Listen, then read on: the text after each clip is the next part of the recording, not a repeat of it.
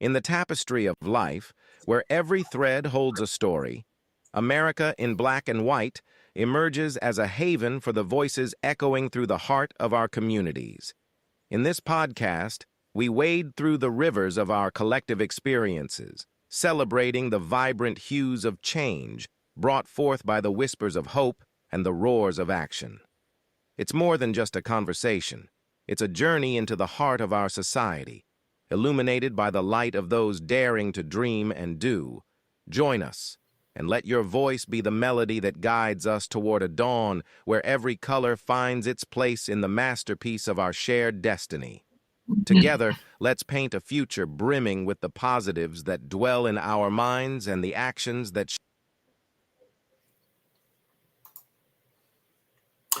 Good evening, ladies and gentlemen, and welcome to another episode of America in Black and White, where we discuss the issues that are taking place here in America and how we can best get those solved. Today, my name is Charles King, and I am your host. I am also the person that decided that we have a platform where we like to get information out to the public and for people to not just see the things that are taking place, but we want to help you guys to be that much more informed as to the things that are taking place. Right now, our country finds itself in a very difficult state right now. There's a lot of chaos and disorder.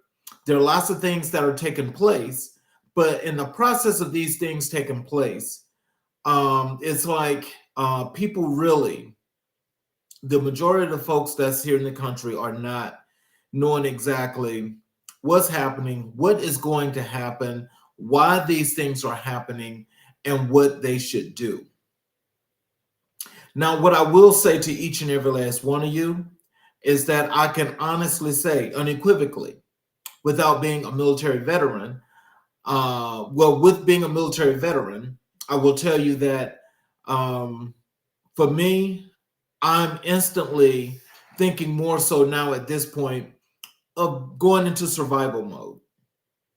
And when I say going into survival mode, that means that, things that are going to be much beneficial for me, my family, the people that I love, and those that do have a care and concern as to how things may transpire here over these next 4 years, is going to be, it's just going to be very impactful.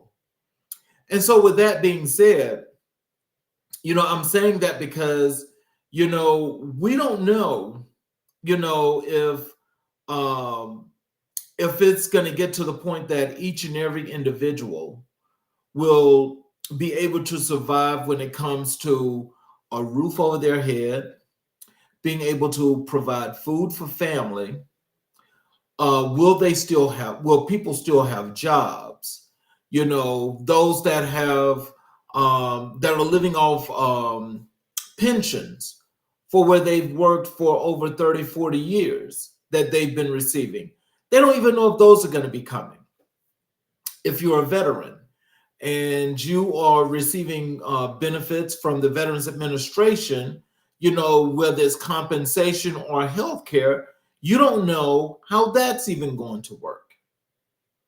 And for those that are not a part of that, a part of those fibers of America, I mean, hey, there's just some things that you just don't know. You don't know what's going to be the true ins and outs.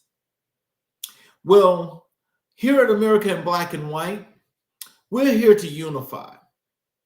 And in unifying, our target audience are those that are underserved and marginalized. That's our target. And so we plan to solely connect communities, grow communities as best as possible. And there's nothing that's going to prevent us from doing that because that's already starting. So As we get into this show tonight, where we're going to be talking about the state of America, I really just advise that each and every individual, please take the time, sit down, listen.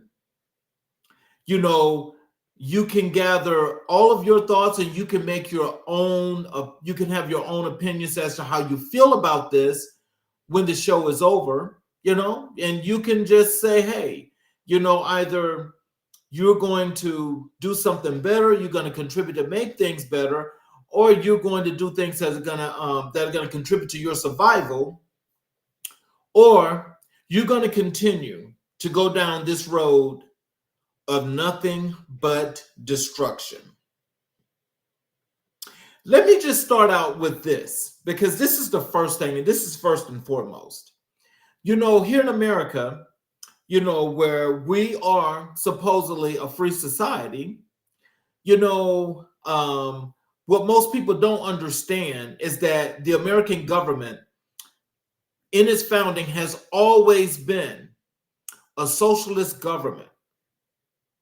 It's always been a socialist government.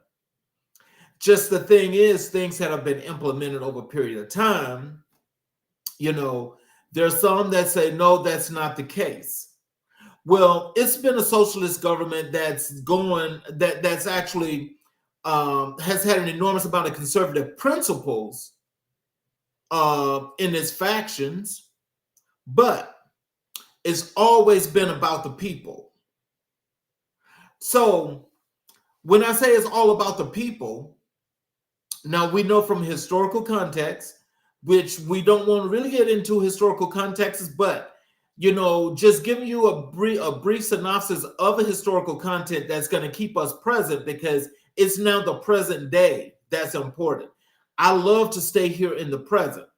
But what I also like to do is I like to understand from a foundational standpoint how we get to where we are now. Well, so we know from the beginning, America was founded on thievery. Yeah, you had those that defected from Europe. They come across to the New World, and they get here and they say that they found new land. Well, from historical context, especially from educational textbooks, it'll tell us that America was discovered by Christopher Columbus, and that there were Indians here and all of this other good stuff. Well, we all should know that because we all had civics when we were in, but from elementary school to high school, we had civics there. And it taught us some things from a foundational perspective about American history. Well, so just to cut through that, supposedly America was founded by Christopher Columbus. So as Christopher Columbus discovers America, there are Indians here. So with the Indians, however he does it, communicates and gets word back to those that wanted to come to this new land that he has founded. So as they get here, they want to befriend, supposedly, quote unquote, the natives that are here already. So as they befriend these natives, it also gets to the point that they decide that they want to take this land for themselves.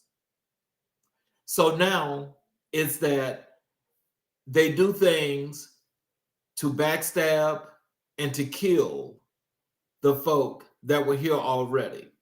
Now, this is the story that's being told, but factually, that is not correct at all. So, at any rate, as we get to this point, and we get further along, and now we get to where there are people that have been kidnapped from the largest continent in the world, Africa, and brought here to be slaves. Now, the story goes is that these people were a bunch of savages, didn't know how to live, didn't know what was going on, but they needed to be civilized by the oppressors. So they needed to come here and they needed to work for free because these people did not want to do the work. They just wanted the labor for free where they could benefit and they could do everything they needed to do. So as we fast forward further through this, what's happening is when they kidnap these families that come from Africa, they decided that what they would do is they would humiliate these families and the men that were here with their wives and children.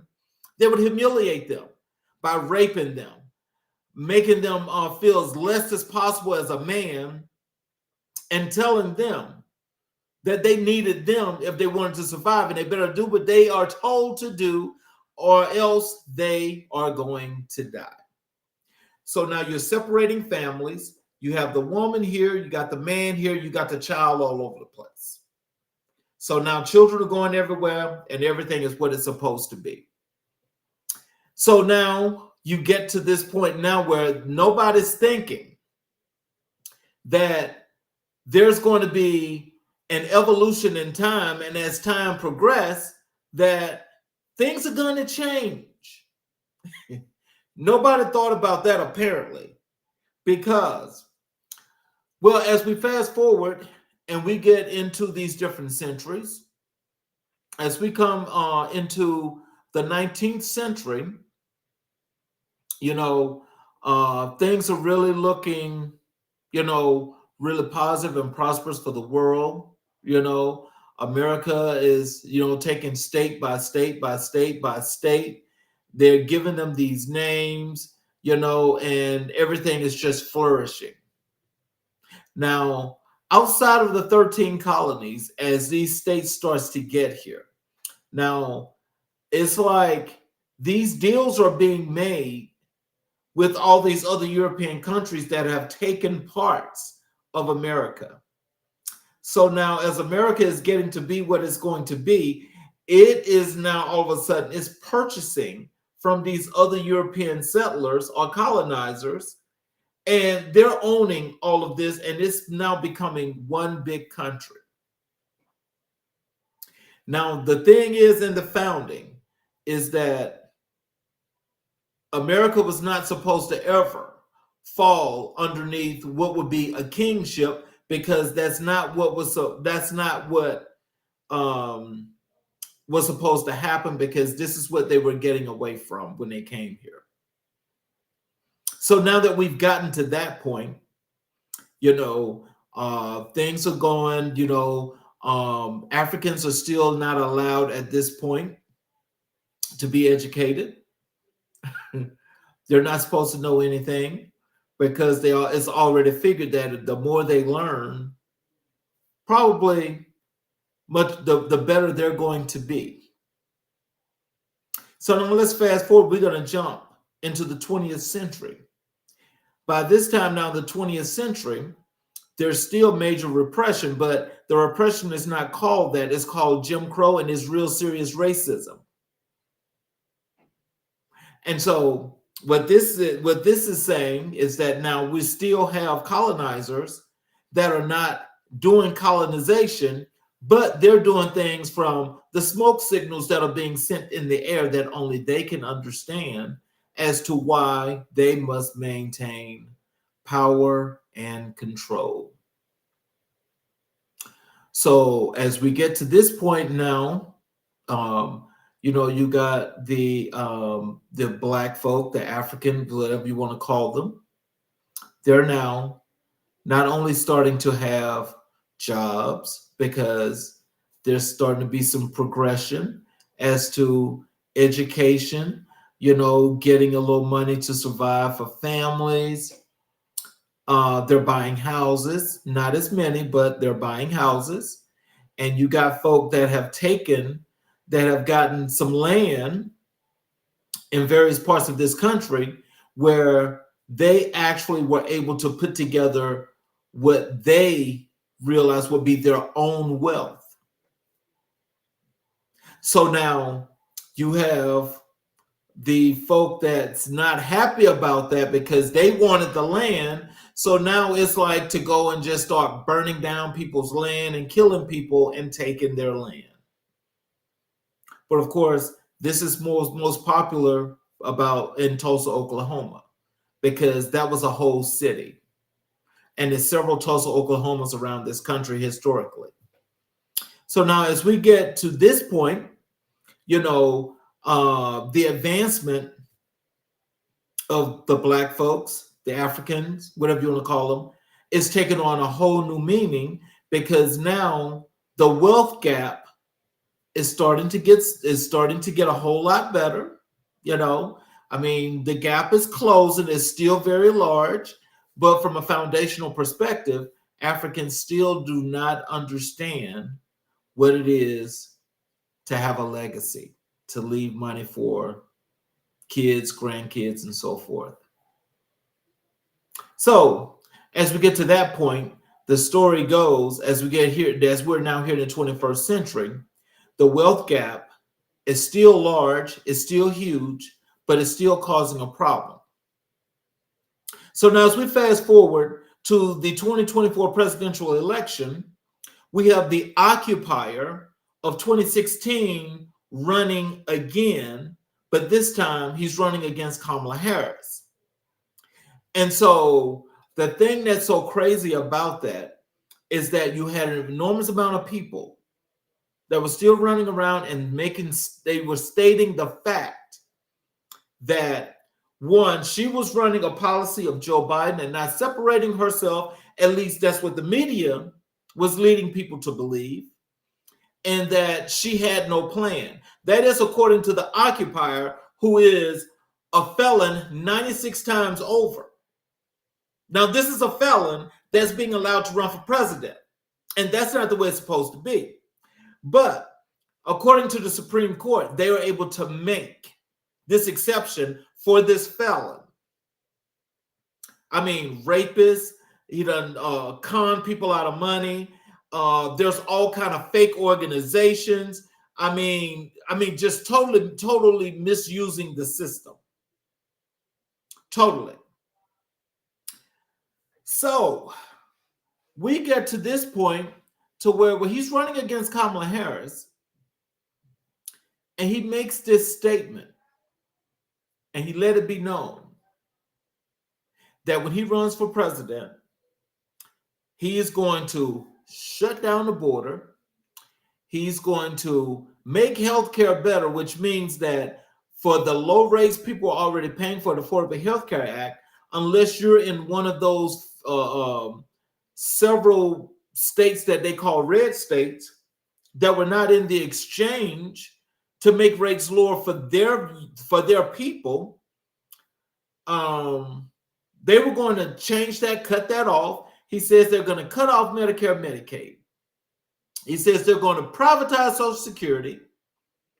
And he also says that they're going to reduce the workforce in the federal government because it's too big, and all of these things that are happening,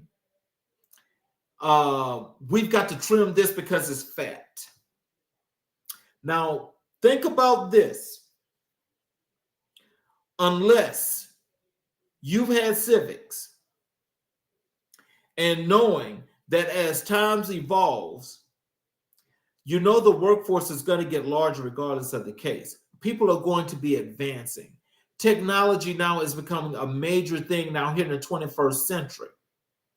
Why are we thinking of limiting what other people can do, but we want to make all of this all accessible for those that's in the top 1%?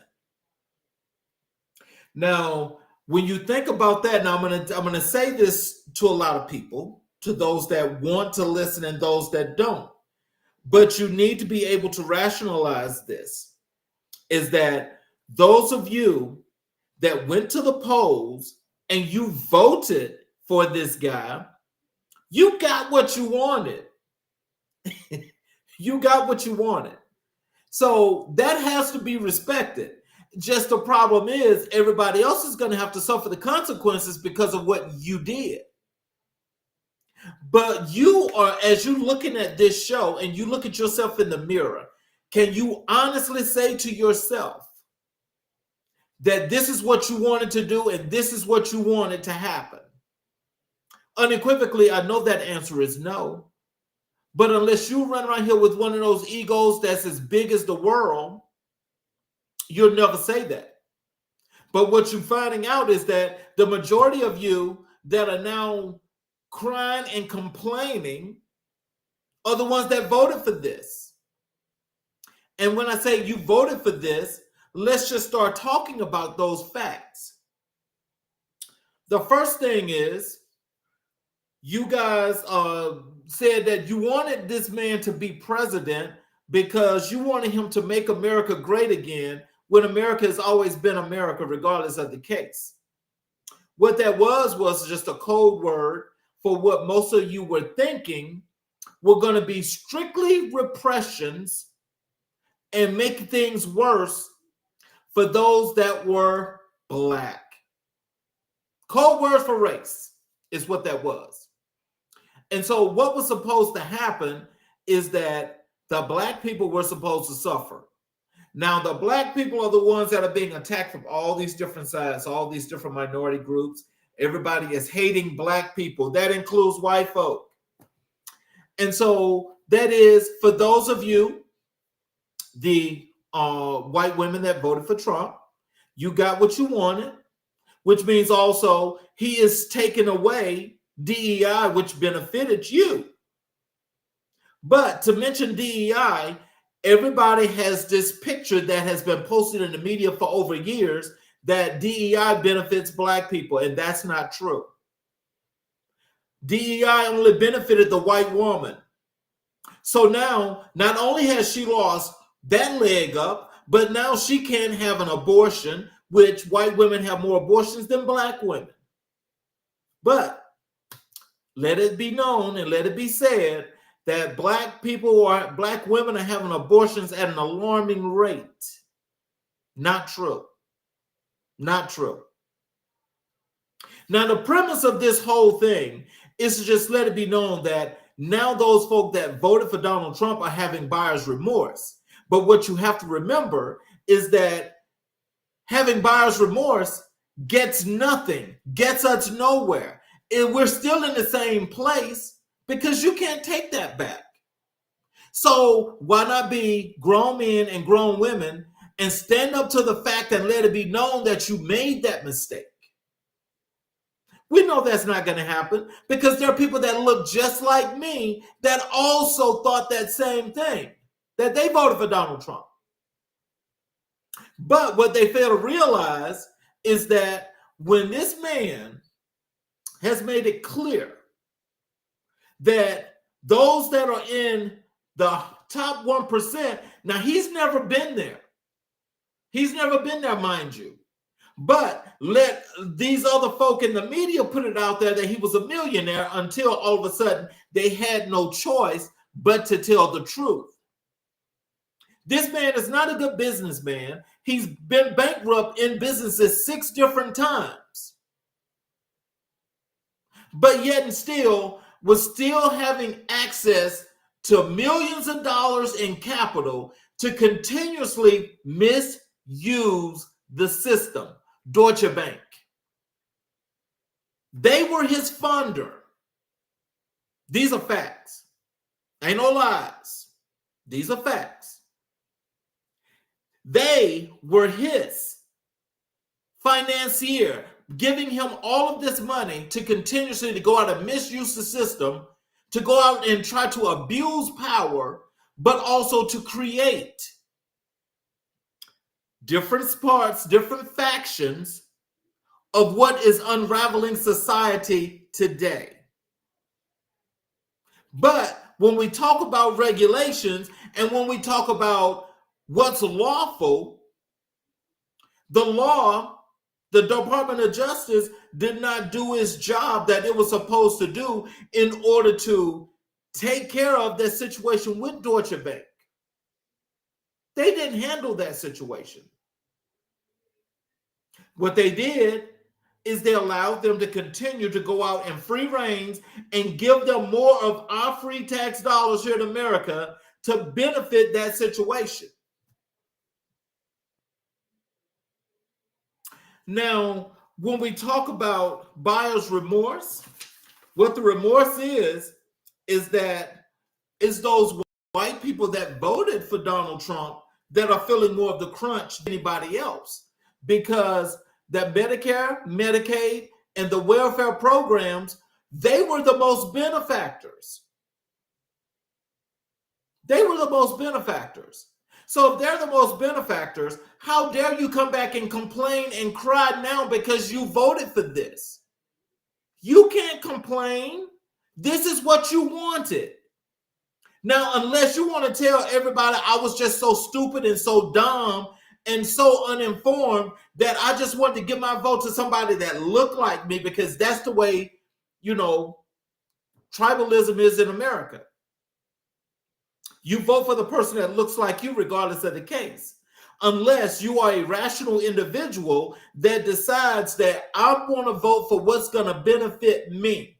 I don't know no person, middle class or lower, that can say that the things that this man was talking about was going to benefit them.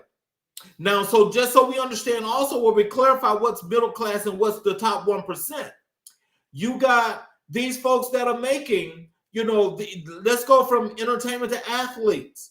They are having these illustrious contracts, right? These contracts that are valued at $300, $400, $500 million. They're not rich. That's only on the top side of middle class. On the top side, which is being destroyed right now today.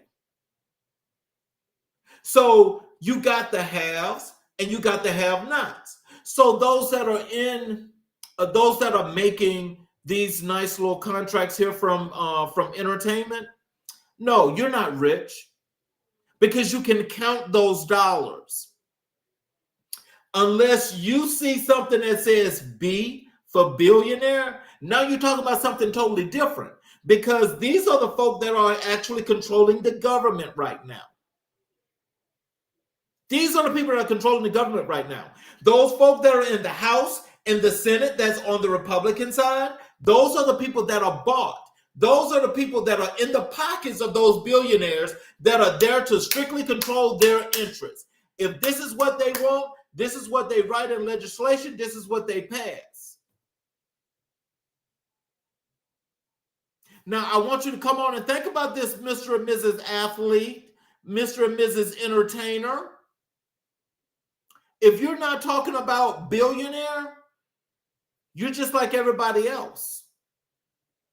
You're just like everybody else. You are the reason why our kids are corrupt to this day, by listening to the foolishness that you guys are doing instead of actually coming back to communities and building communities.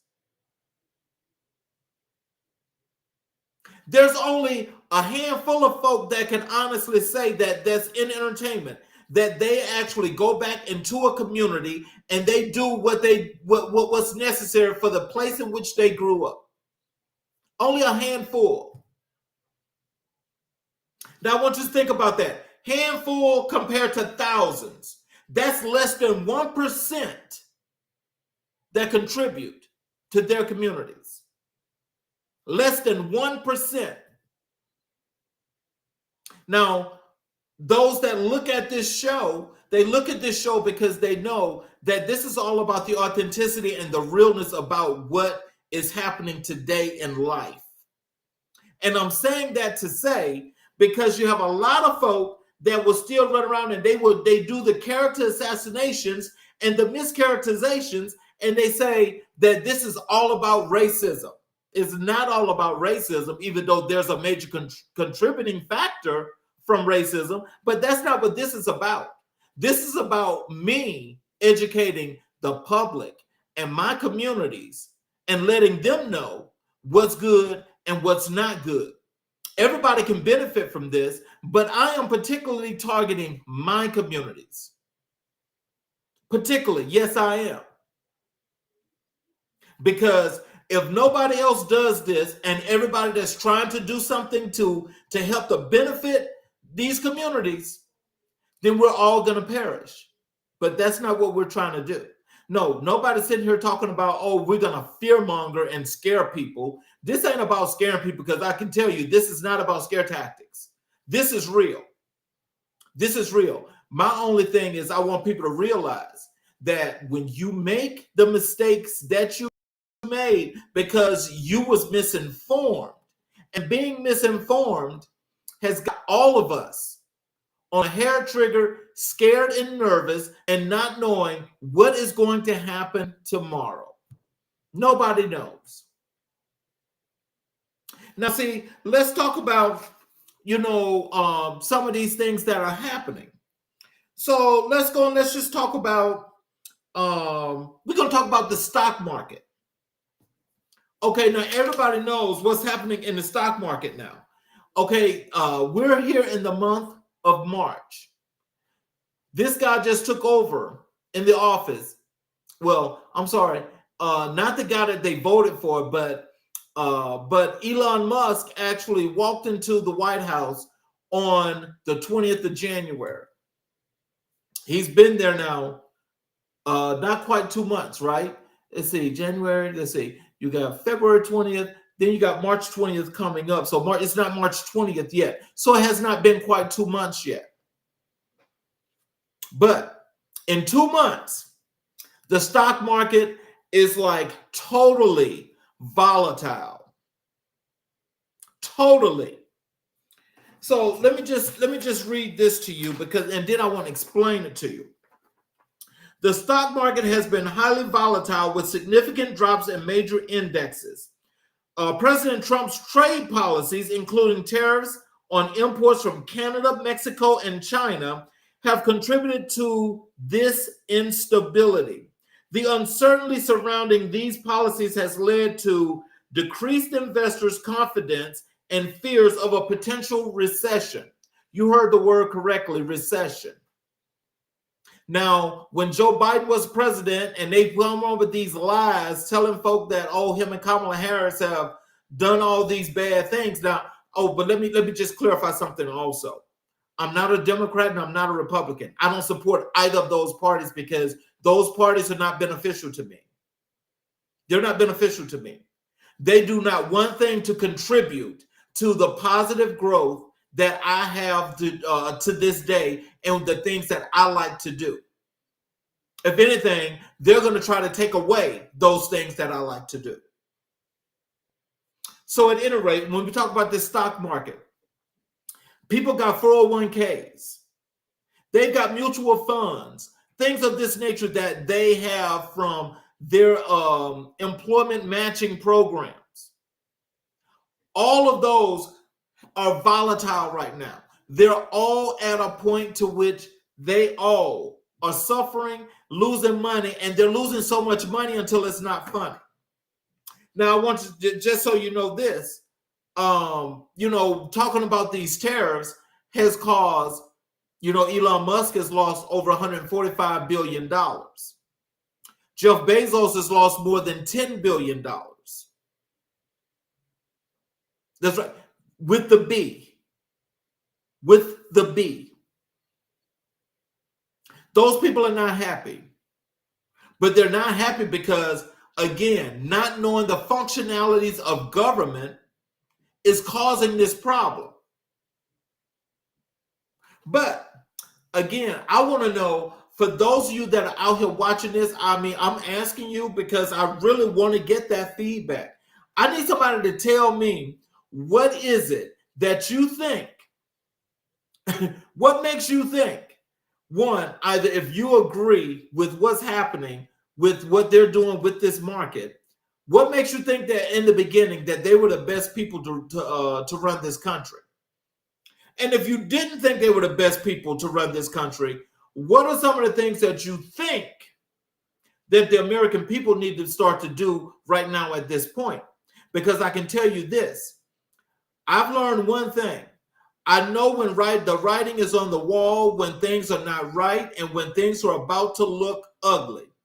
And I can tell you what has enhanced that was my military experience, because you're always taught to know about to fear the unknown, but you also got to know how to respond against the unknown. That's called survival. Now, I don't have to be the richest person in the world, but I can guarantee you and anybody else that's listening to this show that I will survive. Oh, I will survive. I'll survive. So it's just now the matter of what about how we help all of our other people that are out there? How do we teach them the real survival techniques of what they need to do in order to get to that place if it gets to that point? Now, I can say that there are some judges that are standing fast at some of the things that have transpired. They're standing fast and they're holding on as best as they can.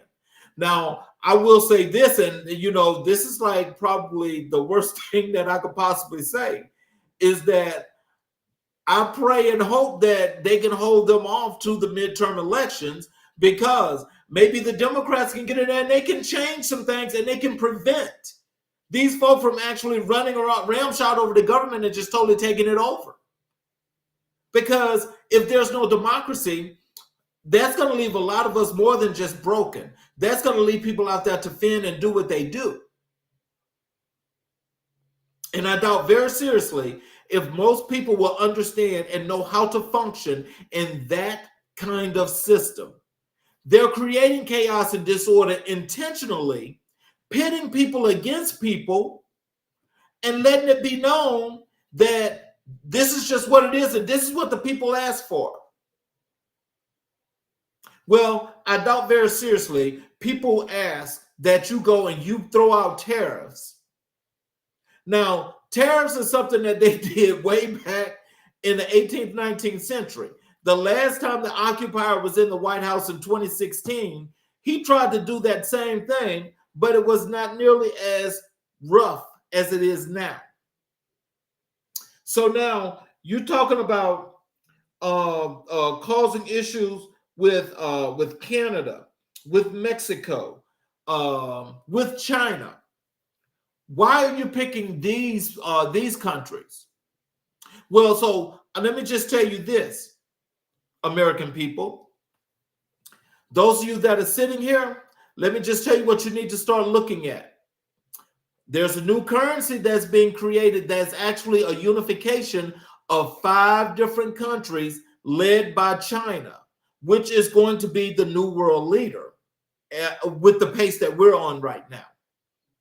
And I can tell you right now, the unification of those five nations, they are definitely going to, their goal is to not use this, whatever they call this here in America. They're not even thinking about this. They're doing this outside of it. And what's happening is that the traction has already started and is gaining and is gaining and it's gaining.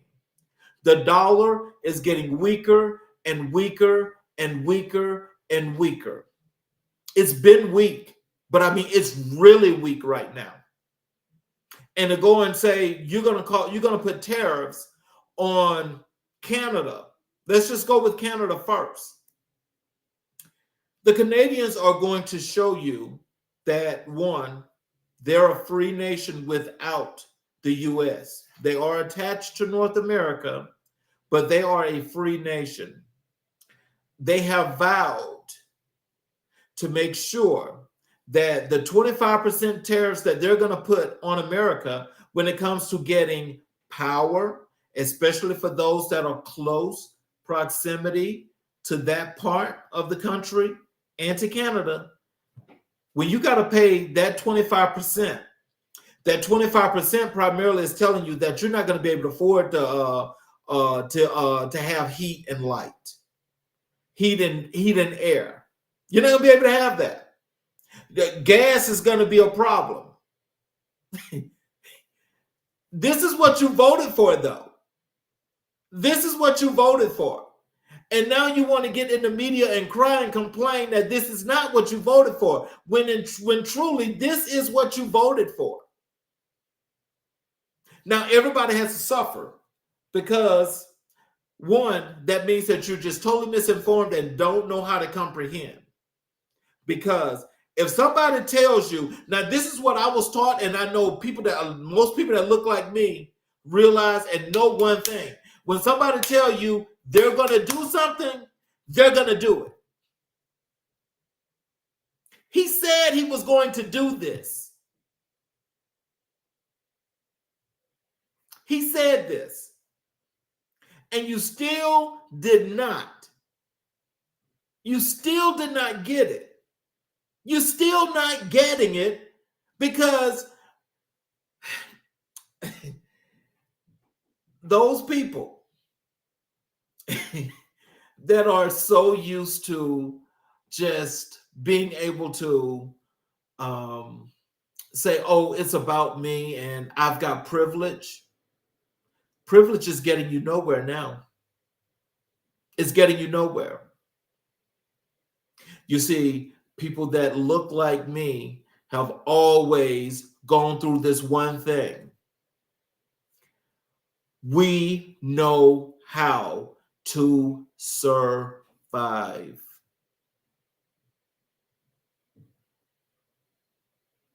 It ain't never been about no hard work, because if it's work, work is going to get done. Work is going to get done. You see, just the privilege is not going to be there. We've never had privilege. So see, this is your fight. This is your fight. And so just as a continuation on to this, you had the Latino vote that voted for Donald Trump. And again, I'm trying to understand what part of we're shutting down the borders excludes you from that. Shutting down the borders somehow, some shape, form, or fashion did not include you. Now, see, what that tells me is, one, that you don't know what you're voting for. You don't know what your interests are. Because if you knew what your interests were, then you would know not to vote for that individual. You would know better. But no, that's not what happened. You went and you voted for that. And what did they do on day one? He says on January 20th, we're deporting. We're deporting. But you see, you guys came up with this exclusionary thing of saying, oh, well, he's only going to deport the criminals. Well, so just so you understand something, all of you that are here illegally, I want you to know, they knew who you were in the beginning. They knew who you were. They know where you live. They know where you hang out. They knew all of those things. So did you honestly think that as it got worse and is continuing, that they're going to come to your school, your church, your place of work, don't care where you hang out in the streets, don't care where you go dance and socialize, they're coming to get you. But this is what you voted for. Now you guys are just killing social media, begging, screaming, and crying that mothers, grandmothers, fathers, children are just being deported. But you voted for that.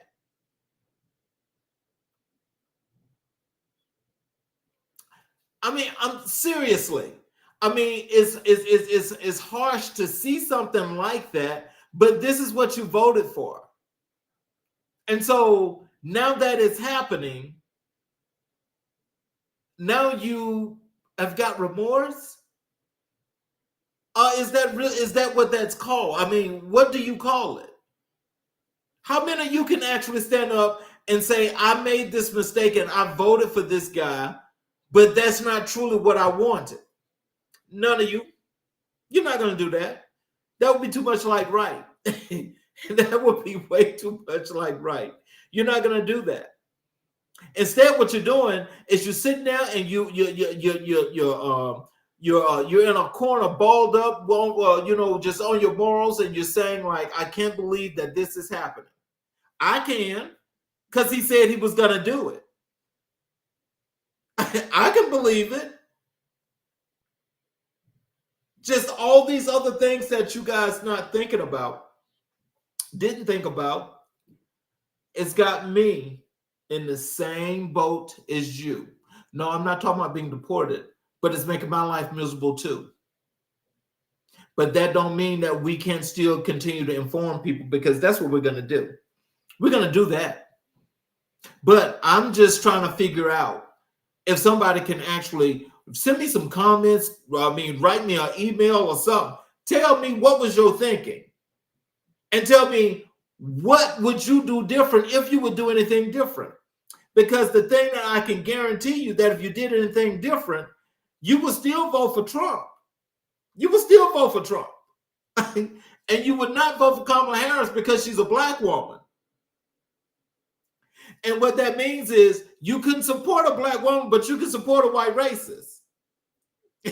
Because you feel like you identify with that white racist, which means you try to identify as white. That's the way you identify. So this is how you get treated, because that's how you identify.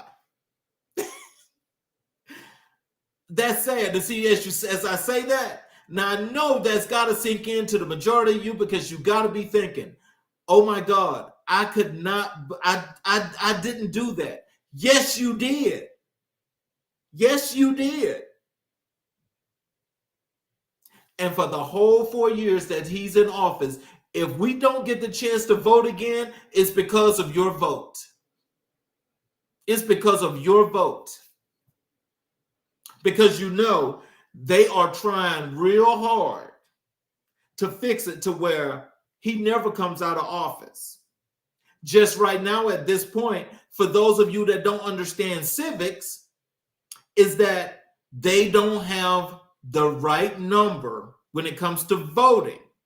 That's in both the House and the Senate to get that through.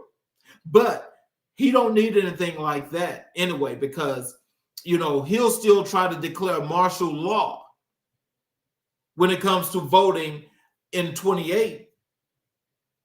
Yeah, that's what he'll do. And if he creates a war and there's martial law, then he's never going to get out of office. Thank you all for voting for him. Think about all the small businesses that are struggling right now. Shutting doors. Can't pay bills. Can't expand. Because you voted for Donald Trump. They're closing agency after agency after agency. Oh, and we hadn't forgot the black men and black women that voted for Trump. You guys are just as worse. I don't know what you think that Donald Trump has for you. I don't know what makes you think that you can identify in that category when you can't. Playing gatekeeper does not give you authority, does not make you better than. So you're just like all these other misinformed folk. You run around here, you're talking about you glad. Yeah, you glad. You glad because people know who you are. That look like, we all look alike, but we know who you are. And nobody that knows who you are is willing to come 5 feet close to you. It's because nobody can trust you and will never trust you. That's just a fact. That's just a fact. So now I want you to think about it, that because you thought you were so much better than everybody else and you thinking that you're trying to send a clear message. So again, I just want you to understand, I'm not a Democrat or a Republican, but I know damn well that if I wanted somebody to lead this country and I continue to have an opportunity, I would have voted for Kamala Harris because not only does she look like me, but she had some policies in place, or she had something in place that still allows me to be free. Donald Trump has nothing that's going to say this is going to help me whatsoever. All of y'all run around here talking about a check. Y'all talking about a check. Really? A check. Well, I'll tell you like this. You know, they was talking about that $5,000 check. I hope that never comes to materialize, because if that materializes, then that's telling you that democracy is totally, totally broken. Because the economy will never be able to sustain each and every individual here in this country getting a $5,000 check. No, they didn't just find no money. This is a heist right in front of our faces. And people still are not willing to do what's necessary to bring this down and to stop it. And the reason being is because you got this feeling, this inkling of an idea that people that look like me are benefiting from something like that. I don't know what you think that people that look like me can benefit from something that's dealing with Donald Trump, the man that wouldn't even rent to black people. What am I going to benefit from? Nothing. I'm just like everybody else. I want to live my life and be free. You want to live your life and be free, but you want to live your life and be free without black people. Without black people. I'm talking about the white people and Latinos that's doing that. That's what y'all doing. Oh, the Asians too. I ain't forgot about y'all. Y'all doing the same thing. Y'all doing the same thing. But y'all being deported just like all these other folk. Y'all been deported too. The Cubans thinking that they have this privilege. They're being deported too. Sitting down there thinking that they own Miami and South Florida like it's theirs. But remember, you're an immigrant. You're an immigrant. And if you just came right across the water, what makes you think they can't send you back? You don't have no privilege here. They made you feel like that because in order for you to get over here, you had to identify as a white person. Again, misleading stats. So, anyway, to tell you all about Doge, because this is something that I really, this made me cringe more than anything. Doge is called the Department of Government Efficiency, made up. Led by Elon Musk, has been a controversial entity since its inception. While some argue it aims to streamline government operations, others believe it undermines democratic accountability and bypasses legislative oversight. There have been legal challenges against Doge, with some states arguing that it operates illegally by laying off thousands of federal workers. Additionally, concerns have been raised about the potential misuse of personal information, including banking, medical, and home addresses. Okay, so all your information is being collected. They know your bank.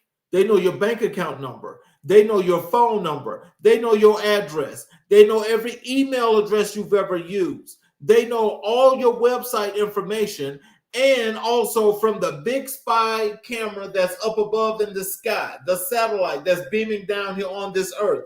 They're collecting all this data for each and every individual.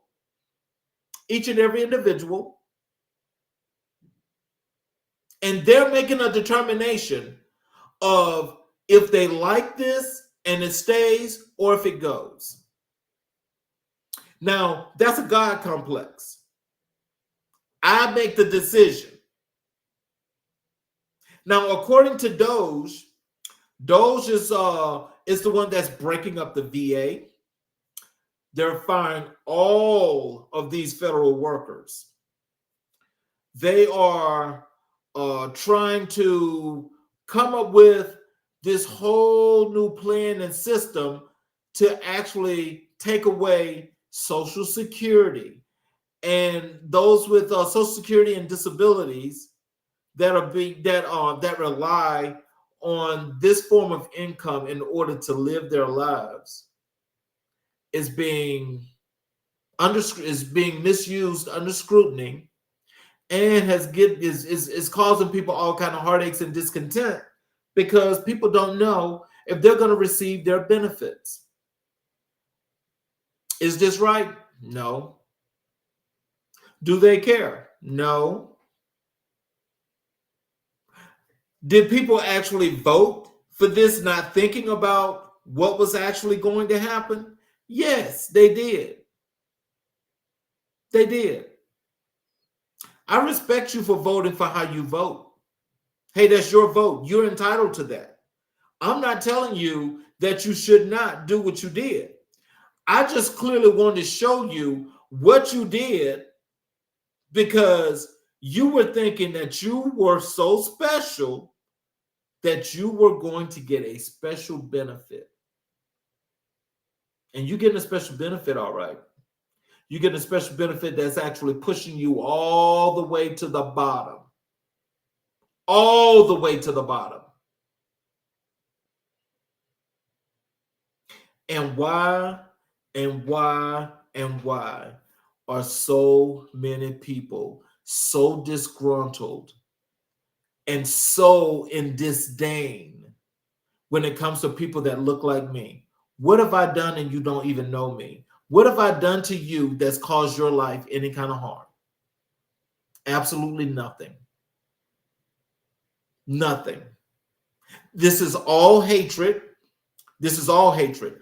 And so what it clearly shows me is that rather than to be on the same equal playing field as me, where we both have to compete, and we have to do that fairly if we compete. But rather than compete with me, you'd rather burn this country to the ground. You'd rather burn this country to the ground than to do the right thing. And I tell you, that's why when you look at what's happening now with a lot of these folk, especially the ones in politics, that's karma that's coming back. And it's getting each and every last one of them because they're falling like flies. That's karma. You can't continue to try to mistreat a group of people and then think that that's going to be okay. That is not okay. That is not okay. Especially if people that haven't done anything to you and you don't even know them, but you want to make life a living hell for them, when now it's not just making making life a living hell for folk that don't look like you. You're included in that too. And see, this is where reality jumps in. This is where reality jumps in.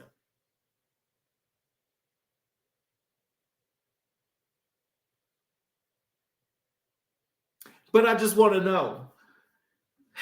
I mean, like, in this whole thing, how many of you can actually go and look at your neighbor or somebody you know, and you can sit there and have a real serious, legitimate conversation with them as to what's happening right now today in America and why you think this is happening, and it comes into it's a rational conversation. Not many of you, because many of you that do gather and congregate have the same mind process. We cannot let Black people get anything. We don't want them to survive. We want them to die. That's the whole thought process. You just don't say that, but it's known. But you don't even know why.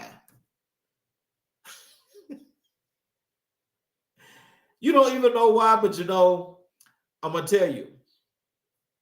Strength that is both mental and physical strength means a whole lot. Means a whole lot.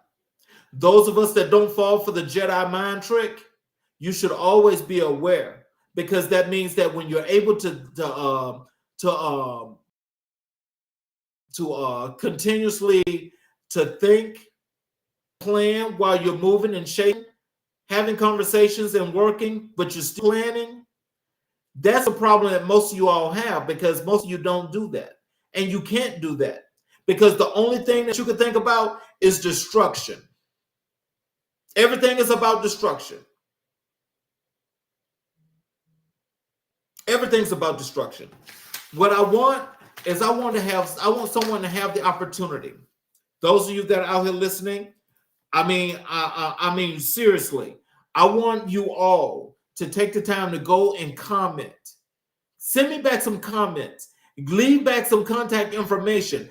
I want to have you right here on this show to tell us all of your opinions, what you're feeling, and why you're feeling it. Because I think if you can do that, then you can actually start your path to being on a righteous path of doing the right thing, not just about yourself, but for everybody else that's a part of mankind. Everybody that's a part of mankind.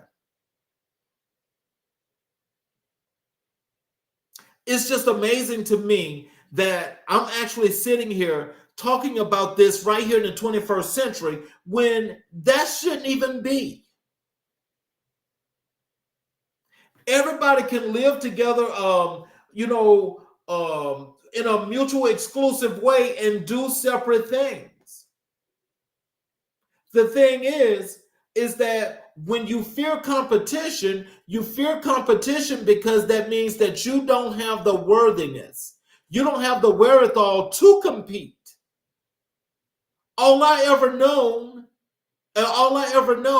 is that anything I want, I know I got to compete for it. So why should I compete and you don't?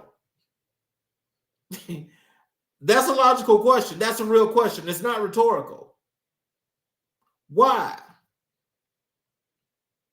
I really want to know.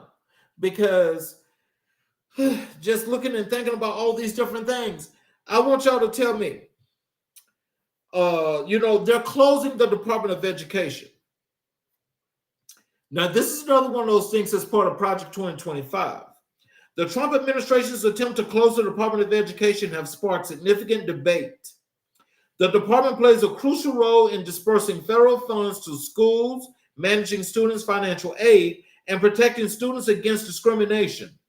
Closing the department could lead to reduced funding for low-income schools, increased inequality, and disruptions in student loan programs. Now, it's already a fact that we know that getting into college, Black kids got to be extra smart to even get into college. So when now that Black kids are now starting to go to HBCUs and not these so-called white schools, it's a problem now. So now what the problem is, they want to pull funding from the HBCUs because you need to be going to a white school. Those are the only real universities. That's the premise. That's the whole premise. And again, if you guys can tell me something different, I want somebody to be able to come on here on this show and tell me that I'm wrong with that. Again, like I said, rather than compete, you'd rather burn this place to the ground. So you want to take us back to 1955 to where there are no outlets for Black people, period. Now, Black people ain't causing this problem. Black people ain't causing the problem. But we can definitely be a part of the solution when you want us to be a part of the solution. But now most of us don't want to be a part of that solution. We want to do our own solution. We want to do our own solution. Because if separatism has gotten this big and this bad, why would you want to come into the lion's den? Because you come into the lion's den, and if there's 15 lions and there's one of you, what are your chances of surviving? You're not going to. You're going to be mauled and killed and ate up and everything else. It's horrible. So now you want to go and destroy the Department of Education and not allow students from underserved and marginalized communities the opportunity to not only show their innovativeness and do the things that they would normally do. You want to just totally shut that down. That even includes the trade schools that were being provided for free. You want to shut all of that down. No opportunity whatsoever. But when something happens and you need the help of somebody that looks like me, that's close to you, and you want to say, oh, can you help me? Really? Why would I? Why would I? When you can't even lift out a hand to shake my hand and say hello, good morning, whatever have you. Because I'm not worth it. But I'm worth saving your life if it ever got to that. Now, I want you to, come on, let's weigh that. Let's weigh that. See, again, this is like wanting to have everything and give nothing. You see, this is fruitful here. This is fruitful because I'm trying to touch each and every individual that's listening to this, and I want you to think about this in your psyche. And you think about this. Do I really want to give up my whole being for something that does not identify with me? Or do I want to give up my being to not only what identifies with me, but what's also fruitful and allowing me the many things that I love to go out there and do, and it's going to have a lot out there for me? Of course, you're going to choose the latter, because that means that I can go and I can have the opportunities to create and be innovative, and I can do all those things that I need to do in order to provide, live, and survive.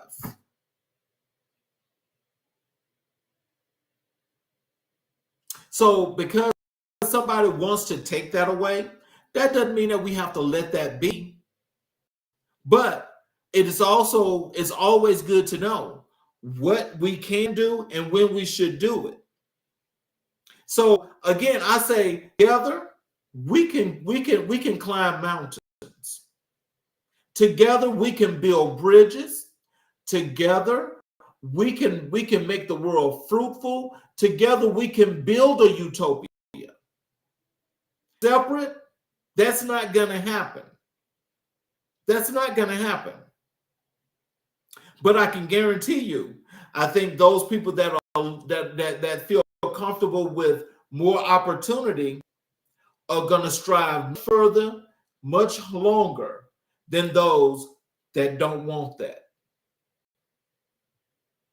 Yeah, that's what's going to happen. And so, I mean, just thinking about closing off the Department of Education, which is another one of those things that's dealing with Doge. I'm saying with Project 2025, then also with Project 2025, they wanted to dismantle the Department of Education, reduce environment regulations, cut social welfare programs, and also with all of this would undermine the rule of law, civil liberties, and separation of powers. So what that means when they say that last part of separation of powers, what that means is they were trying to figure out a way to give Donald Trump clear in control of this whole entire nation. They wanted to give him the clear entire nation. But you see, still, the lining in this election is that past election in 24, is that there is a 3-seat majority in both the House and the Senate. And that tells me one thing, that you get some Democrats, which I would not be surprised, but unless you get some Democrats that's going to away and give the Republicans the 60, 63 votes that they need in the Senate, they'll pass everything. But if that don't happen, I'm not really worried about that, even though they will still try and do what they want to do regardless of the case. But legislatively, that's not going to pass. Just remember that. In the House, it's 218 or 215. 218 or 215. No, actually now that's 214 because the congressman from Texas, the guy from Houston, just died. So now it's 218 or 214. In the Senate is it's 50-47. That's right, 47. No, that's 53. No. Anyway, it's just a 3-seat majority. And so my thing is that knowing that they need 60, 63 votes in order to pass a lot of that legislation, I cannot foresee that happening unless, a lot of Democrats surprise us in the Senate and they break with John Fetterman, who has become the new Joe Manchin on the Democratic side. Can you imagine? You got these kind of Republicans running as Democrats and winning seats and wait until they get to Washington, D.C. and show the true colors. We got to start holding them kind of folks accountable. Come on, Pennsylvania, what's happening? But at any rate, it's just the same. We've got to come together as people. And we've got to stop this madness, because this madness is actually causing us way too many problems. It's causing us way too many problems. It's like this man is the most divisive president ever in the history of this country. And so I don't call him a president because he's not a president to me. He's just an occupier. He's holding the seat warm, and he's just a figurehead. And so to know that there's somebody that's there, there's an asterisk, as they say, what they called him 45, now they call him 47. There's an asterisk by both of those. They don't even make my book as presidents. They don't even make my book. They really don't. They really don't.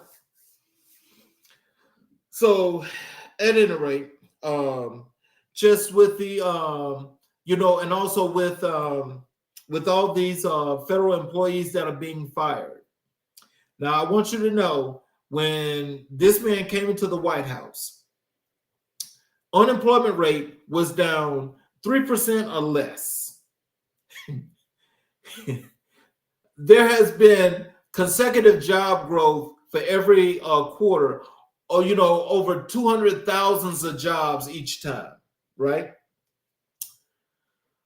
And they told people in the campaign when they were running for president that Biden was the worst president ever, and that he had totally destroyed the economy.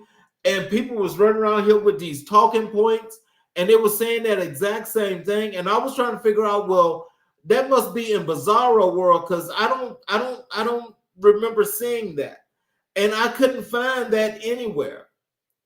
But you had people actually going out saying these kind of things, and so I'm trying to figure out, like, how and where would you be getting these lies, and you're telling people and they're believing it. But then that's when I had to come to my senses, and I realized here in America especially, people believe a lie quicker than they believe the truth. When you tell the truth, they say you're lying. When you tell a lie, they say it's the truth. That's Bizarro world. That's Bizarro world. That is not healthy in no shape, form, or fashion for nobody. That is not healthy. What that actually says to me is that every individual that was sitting there and was feeding out them lies and coming up with all these lies about Kamala Harris, I mean, it's like, I'm like, well, I'm not understanding the lies like that, but the Democrats weren't doing anything to support her. Now, see, that was a problem too, because if she's your candidate, which Biden waited till the 9th hour and hand the baton off, actually, you should be defaulted, actually, because when you run track and field, when you hand off the stick, you have to be within range. So she wasn't in range. But I gotta say, for the 100 days that she ran that campaign, the campaign was perfect. It really was. So you can only imagine if she'd had the whole entire time to actually run that campaign, she would have had a whole lot done. But I will say, just when this all comes down to, where we are right now, I just want you guys to know that the economy is like totally is tanking big time, and it's tanking fast. We're going way past, inflation, because we're actually heading towards a recession.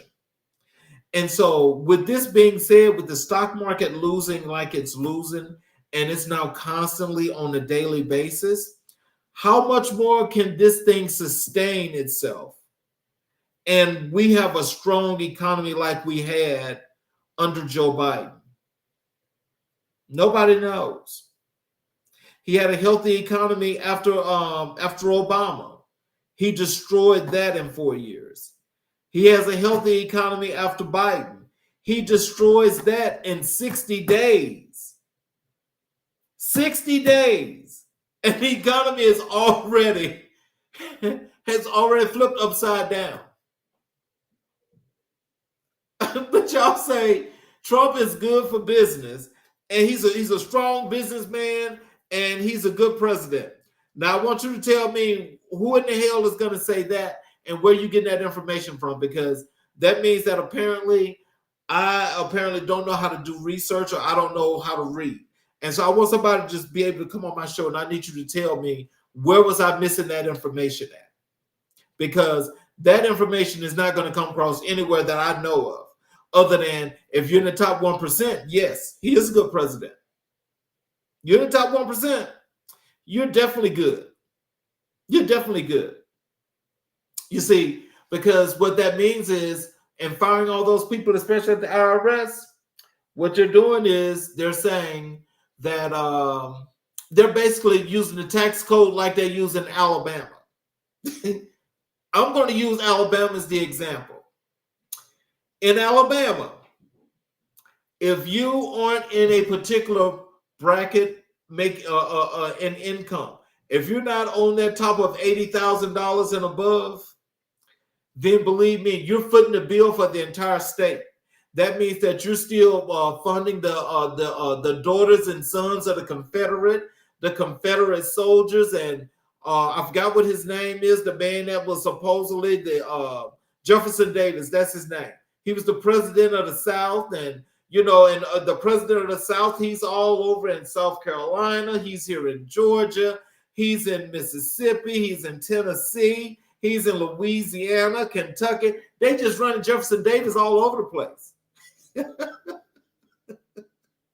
So they got to pay for that still, because they lost the Civil War. That people in the South are still getting paid for that. If you were part of the Confederate daughters and sons of the Confederate, you still get paid for that. Ain't that something? But nobody's questioning all these things, and they think that that's correct. But if you say, well, no, that's not right, because we need to have the sons and daughters of the civil rights movement, and they say, oh no, there's no way you're going to get that. At any rate, so just in closing, I appreciate taking the time, you guys taking the time to watch the show. I hope that it was something that's thought provoking, that gets you to thinking a whole lot more about how you need to critically think about the things you do and why you do them, and make those things about you and nobody else. So for those that feel comfortable with what they did and how they did it, I have no choice but to respect that. And respect is given just like it should be received. I respect that. And so I just say that when you think about things as a whole, think about the consequences, because there are consequences for every action that happens. And I think if we're going to do what we consider to be the right thing is not repressing people anymore or trying to repress people, because I can guarantee you that, when you go back to starting to do those kind of things, people will find ways of making their lives a whole lot better. And so I appreciate those of you that are watching, especially those on the YouTube channel. I would just ask if you would please go and subscribe to the channel, get the notifications if you have not, because your support is definitely wanted, definitely needed. And I definitely would love to, have someone give me some feedback for those that are watching the show tonight, because I definitely would love to have you on the show, have you have the opportunity to talk about what you're talking about. And let's just hash this out, because I think there's nothing better than healthy dialogue, So, at any rate, as we sign off for this week, you guys have a great weekend. Catch us again next week, next Tuesday, Wednesday, and Thursday, as we have other great shows that are going to be very plentiful and very excellent. That's going to be more of a learning experience than you guys can ever imagine. And I want to thank you all, and you please have a great